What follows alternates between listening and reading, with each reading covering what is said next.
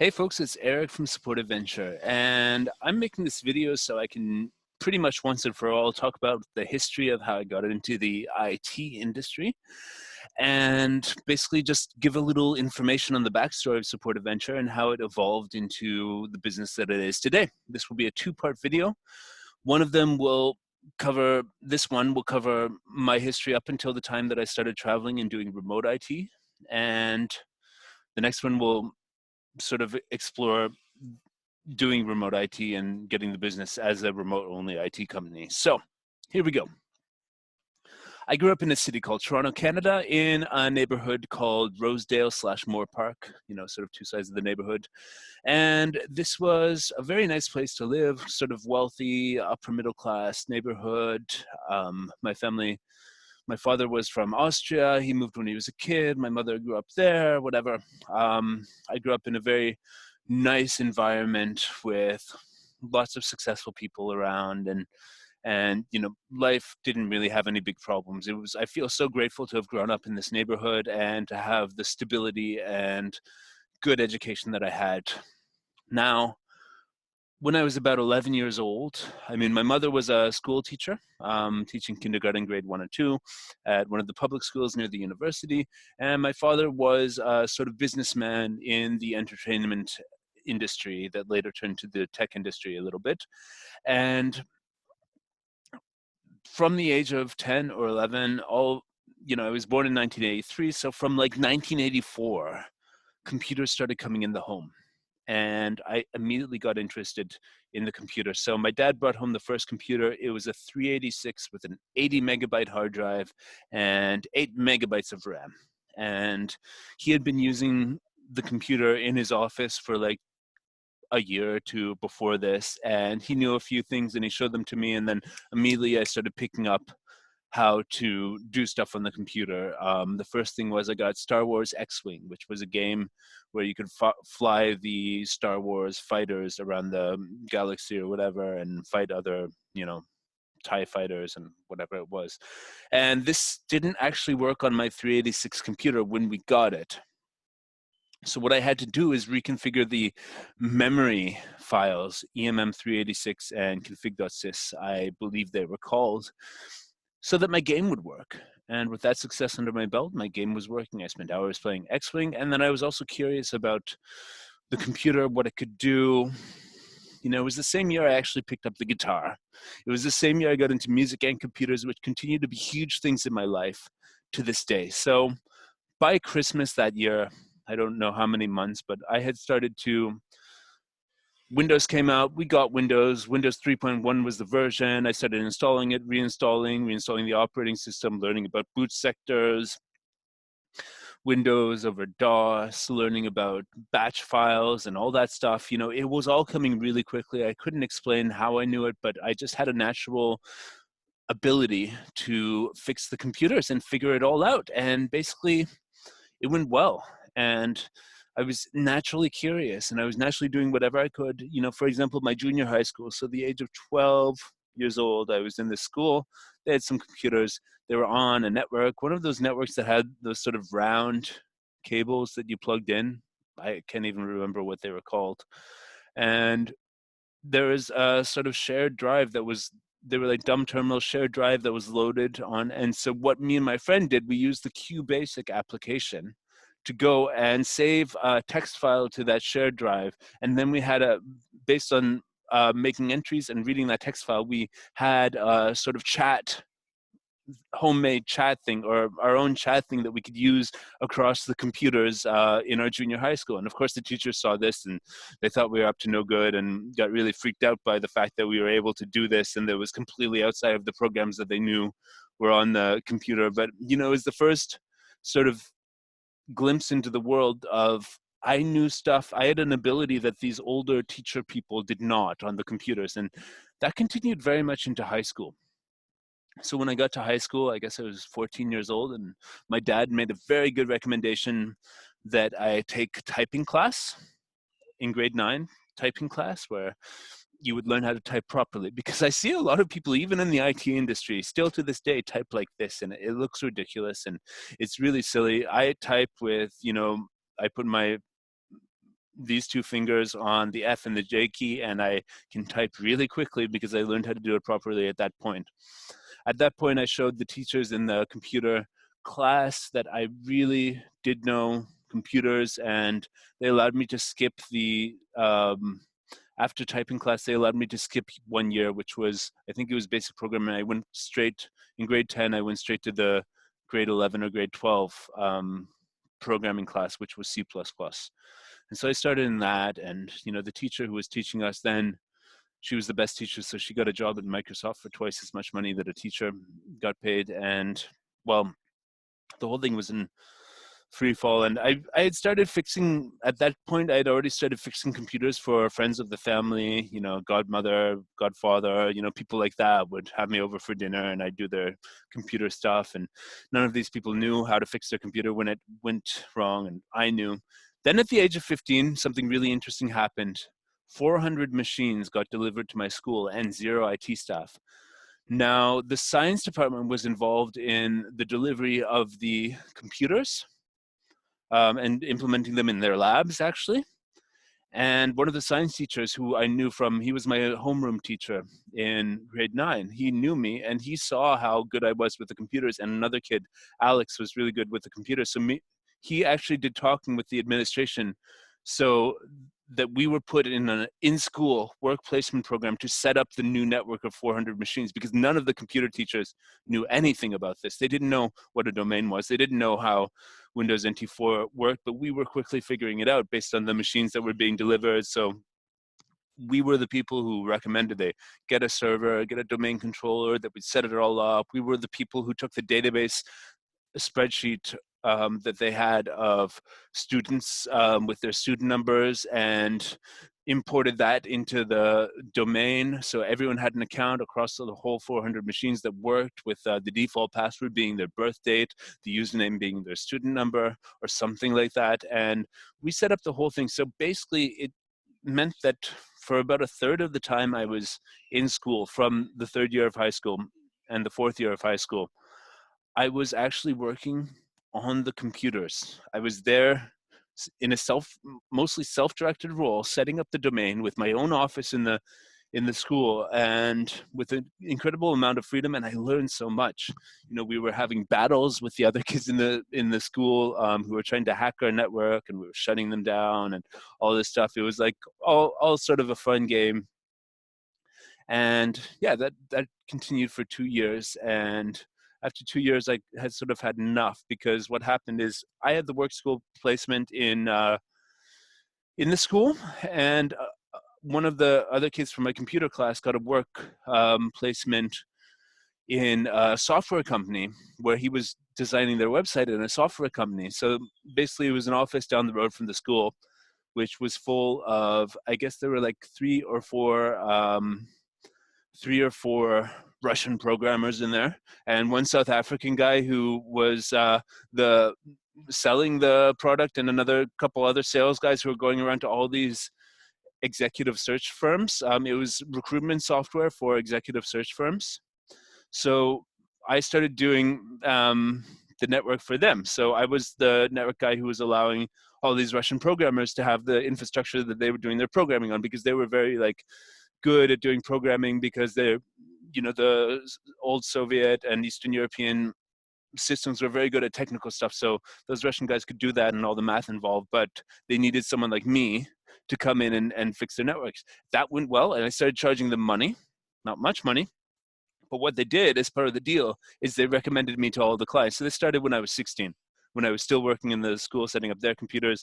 And so next thing you know, after school, after I had spent most of my time at school fixing the computers for the school, I would go out into the city in Toronto, and I would visit all of the executive search firms that were clients of this software company and set up their computers for them. And I was incredibly cheap back then. It was like $20 Canadian an hour, $30 an hour. And from there, I had my own private clients. So yeah, it just went from there, one thing after another, and I started making money. I started seeing that, the skills I had developed were actually going to make my way in the world.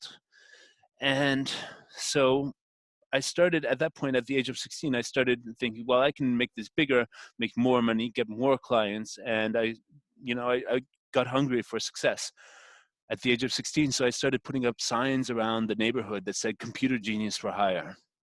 And well, since I was the kid from the neighborhood, since it was a well-to-do, affluent neighborhood of Toronto, lots of people were excited about hiring me. And by the age of 16, I started my own business, which was very much open to the public, mostly doing home computer repair and computer repair for the offices around the neighborhood, like I had already been doing. So it became a real thing called Computer Genius for Hire. That was the name of my business. And by the time I finished high school, I had a business that was giving me more than enough money to travel. You know, I had a girlfriend in New York City, had my own car, all that stuff by the age of 18, 19, and doing all that, building the business. And so from there, you couldn't stop me. I would go around the neighborhood with my posters, you know, the type that have the little thing that you pull off and take home with a phone number on it. I would put the posters up on my rollerblades, ride around pole to pole. People would rip them down, call me and say, "You're making a mess of the neighborhood." But it was legal. So I kept on putting up the posters. People kept on calling me. And from this, I started meeting some very interesting people who very much appreciated that I knew stuff that they didn't know about computers and how to set up networks. And I was the new generation who understood that. And they were happy to pay me money to come to their houses and offices and help them out with that. And in return, I got not only money, but I got a whole lot of life experience and life knowledge from dealing with these people. So I had very affluent clients from my neighborhood where I grew up. I was very lucky to meet some people who took me under their wing and showed me a lot about business, showed me a lot about life. And I'll get to that in a second. But the end result of having all the success at the age of 16, 17, 18 meant that by the time it was time to go to university, I was not excited about it at all because I was learning so much from my own self-directed business in the IT sector that I didn't really, I knew from the high school experience where all the computer teachers work, I was running laps around them with my knowledge of computers, that going to university for computer science would be a waste of time, utter complete waste of time. And my parents said, "Okay, well, we've been paying into this fund since you were a kid, and we want you to go to university because, you know, we invested all this money in this fund that's going to pay. If you go for 1 year and you don't like it, blah, blah, blah, blah, blah, blah, blah, we'll let you go, but just go for 1 year and study whatever you want." So I chose politics. And so at the same time, I was, you know, building my business, meeting all these successful people who are mentoring me in business, making money and all this stuff, and going to first year politics lectures, which were like, "This is left wing, this is right wing, what is the," and writing essays about what the difference between left wing and right wing politics was, but I had already learned all that in high school. I felt that, you know, my neighborhood was a very, you know, sort of affluent neighborhood, with really intelligent people, and the baseline of what I was learning in high school about politics and the discussions I was having there was downgraded for the sort of second-rate university, York University, I went to. And, you know, everything was dumbed down so that everybody from all over the world could come and go into that class and be able to pass. And I was so frustrated with university. I was so frustrated with, like, essentially it was like high school all over again, but without, you know, the fact that I had my own office and was running the computer network. So that lasted a year. I went to the first year and then decided to quit so I could pursue business, so I could pursue learning from the people I was working with, so I could pursue teaching myself about whatever I wanted about life in my spare time. So I learned a lot from I was going to the Toronto Reference Library and reading about um, whatever I wanted that day, essentially, during that time when I was 20 years old, whether it was comparative linguistics, sociology, politics, spirituality, whatever it was, I was going and reading. And because I was working, you know, by that time it was at the point where I was charging 85 Canadian an hour, and I got to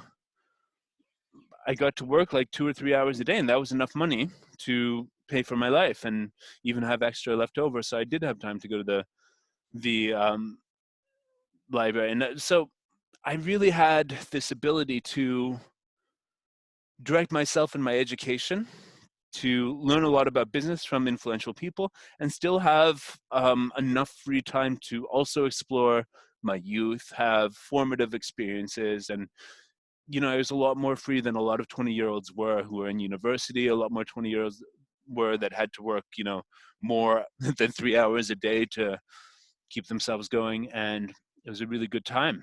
And I had a really good time. And it just built like that. By the time I was 22, 23, I had moved out of my parents' house and really took it up a notch. Had some pretty good corporate business clients that were, paying me the thousands a month in total, a lot more than I needed to live. I don't remember the exact numbers, but I remember I was saving up money. Like, yeah. And a lot of them taught me a lot about life. As I keep on saying, there was one guy that sticks out in particular, and he was from one of the oldest law firms in Canada. His family started it in the 1830s, and he was like sort of the semi-retired heir to the one of the oldest legal companies in Canada. So he was very influential in the law area of Canada, but he had started taking a step back, and he had his cottage in Muskoka, which is a nice place about 2 hours north of Toronto, where there's all these little lakes with these little bays that people have private beaches and stuff like that. So he had a huge estate up there.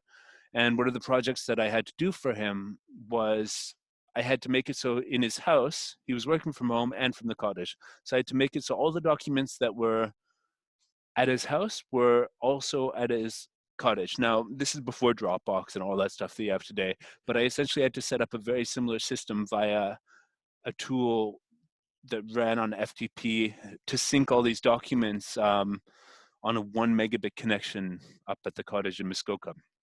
Anyways, he was very instrumental in showing me the world of business and how a super successful, high performance person actually lives and deals with the world. He would give me the keys to his Cadillac so I could drive up to the cottage, and he drove the truck. But I was in his Cadillac, would drive up there.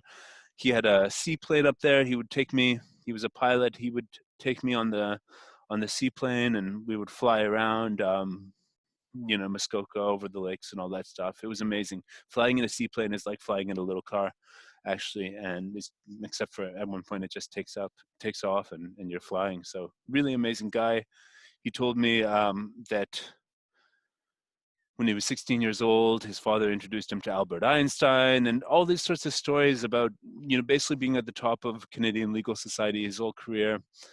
And seeing that really showed me that rich people are, a lot of them, the ones who have sort of built business empires, it's because they focus on the results in their businesses.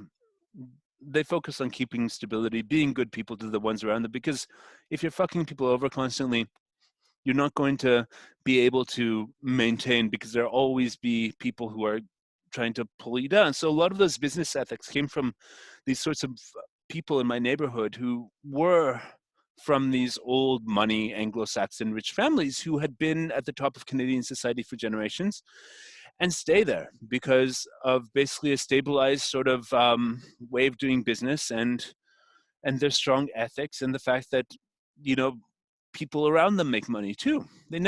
Those types of people from my neighborhood never questioned the fact that I wanted to charge $85 an hour and I was only 21 years old or something. No, they wanted me to be successful and get what I wanted so that they can, and because they viewed having a good computer guy who knew how to advise them through the new world of technology was also really key to them being successful in running their businesses online and through the internet and, keeping in touch with their office. So they needed someone like me. They wanted to pay what it was. And I learned so much from these people. And basically, I had everything during that time in my life at the age of 22, 23.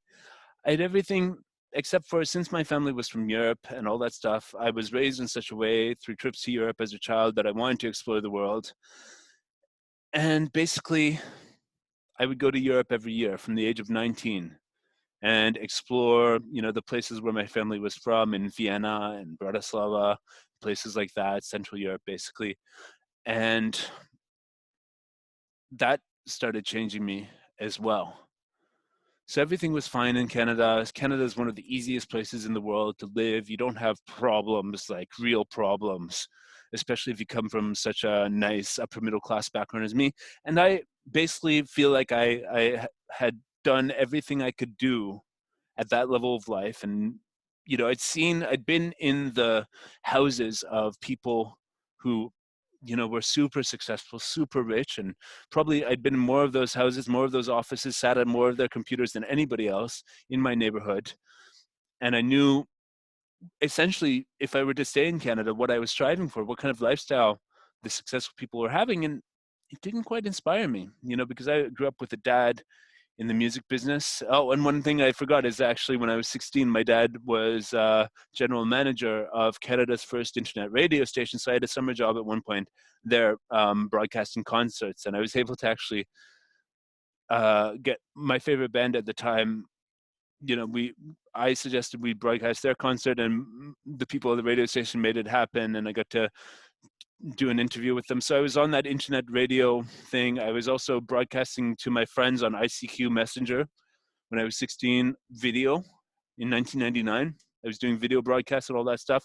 So basically, I'd been through all that. I'd seen the successful people in Canada. I knew I could stay there and and build a business, make lots of money. I was already making what for a guy in his early 20s was lots of money. And so, you know, the way that things work, the way the human soul longs for things, I wasn't happy. Because through my dad in the music industry, through traveling to Europe, through growing up with grandparents who were from, you know, a very exciting part of the world where they grew up speaking three languages, through being raised with all of that and having seen Europe and all of its cultures, different countries, different types of fun that you can have and freedom that you can have in Europe, I really got hooked on Europe. And I think this makes a really nice segue to the next part of it, because I essentially started running my business. My trips to Europe got longer and longer, and I was essentially starting to run my business remotely from Europe from the year 2007. So at which point I was about 24 in Europe, with the beginning of voice over IP and remote access tools and all that stuff. I was running my business from 2007 from Europe, and it came to the point where I didn't want to go back. So between the, let's just say to end this chapter between 2007 and 2011, I transitioned to living in Europe full time, and my business in Canada sort of just plummeted, went down over those years. Even though I was there maybe half the time, a little bit, I just let my clients down slowly and let them know I was off in the world experiencing what Europe had to offer me, what my thirst for life was bringing me. And you'll have to find out the rest of the story. You know, I was also a musician at that point, still am to some extent. And it was following my creative passion, my passion for culture, for travel, for Europe.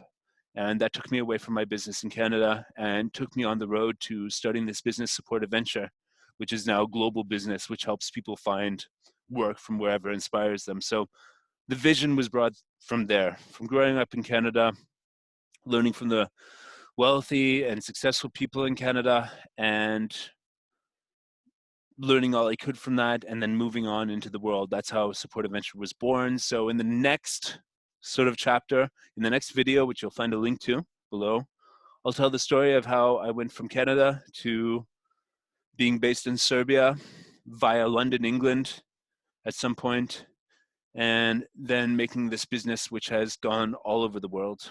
So thanks for watching, and stay tuned for the next chapter.